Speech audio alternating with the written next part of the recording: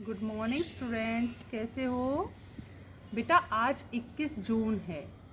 तो 21 जून का जो दिन होता है वो वर्ष का सबसे बड़ा दिन होता है, सबसे लंबा दिन होता है। और लंबे को बोलते हैं दीर्घ। तो दीर्घायु रहने के लिए हमें योग अवश्य करना चाहिए। योग का दीर्घायु जीवन जीने के लिए बहुत महत्व है। योग करने से हम हमेशा स्वस्थ रहते हैं और हमारा जीवन दीर्घ काल तक स्वस्थ रहता है। ओके, तो 21 जून को हम सभी मिलकर अंतर्राष्ट्रीय योग दिवस के रूप में हम 21 जून को मनाते हैं। 21 बेटा ऐसा ये पहली बार 21 जून 2015 को पहली बार अंतर्राष्ट्रीय योग दिवस मनाया गया। इसकी पहल हमारे भारत के प्रधानमंत्री आदरणीय श्री नरेंद्र मोदी जी ने की थी। उन्होंने 2014 में सितंबर 2014 में ये प्रस्ताव रखा सारे देशों के सामने। तो 177 जो देश थे उन्होंने इस दिवस को बनाने के लिए अपनी स्वीकृति प्रदान की। उसके पश्चात 21 जून को हर साल अंतर्राष्ट्रीय योग दिवस मनाया जाता है। और इस साल जैसा कि हम सभी जानते हैं, हम कोविड नाम की बीमारी से जूझ रहे हैं। तो उस बीमारी से बचने में भी इस योग का बहुत बहुत योगदान है। अगर हम सभी नियमित रूप से योग करते हैं तो हमारी जो इम्यूनिटी पावर है वो बढ़ जाएगी और कोविड-19 से लड़ने के लिए हमें शक्ति मिल जाएगी। आज मैं तुम्हें 3-4 प्राणायाम, 2 प्राणायाम और 2 आसन करके बता रही हूँ।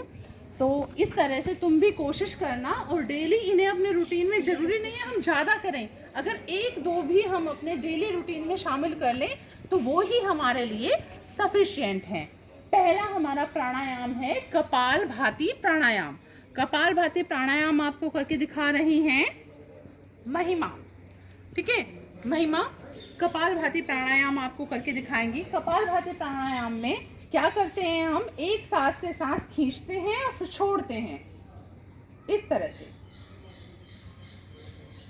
छोड़ते हैं और खींचते हैं।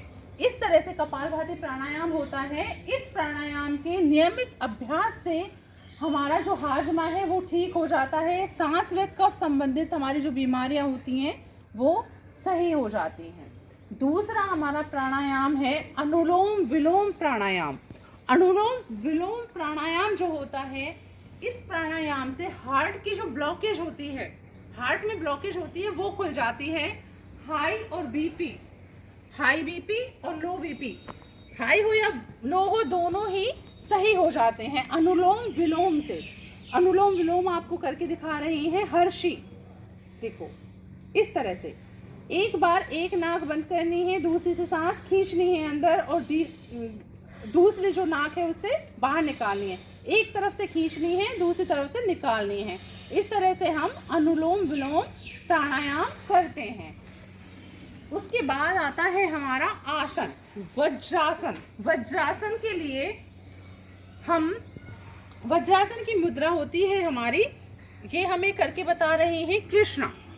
कृष्णा बैठी हैं, देखो वज्रासन की मुद्रा में। वज्रासन में इस तरह से हम बैठते हैं, हमारे दोनों हाथ जांघों पर होते हैं और जो हमारे नितंब हैं वो हमारी एड़ियों पर होते हैं। इस तरह से एड़ियों पर हम नितंब, एड़ियों पे हमारे नितंब होते हैं और सीधी हमारी जो कमर है वो सीधी होती है और जो हमारे दोनों हाथ हैं हमारी जांघों पे होते हैं। बेटा ये केवल अकेला ऐसा आसन है जिसे हम भोजन के बाद भी कर सकते हैं, और बल्कि भोजन के बाद 10 मिनट इस मुद्रा में बैठने से हमारी अपचन वगैरह सारी जितनी भी बीमारियां हैं वो दूर हो जाती हैं, अपच वगैरह खत्म हो जाती है, हमारा खाना बहुत अच्छे से पचता है।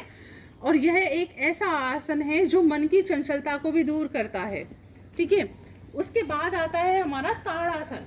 ठीक है, ताड़ासन से क्या होता है, हमारा शारीरिक व मानसिक संतुलन विकसित होता है। यह करके दिखा रहे हैं हमारे हर्षु।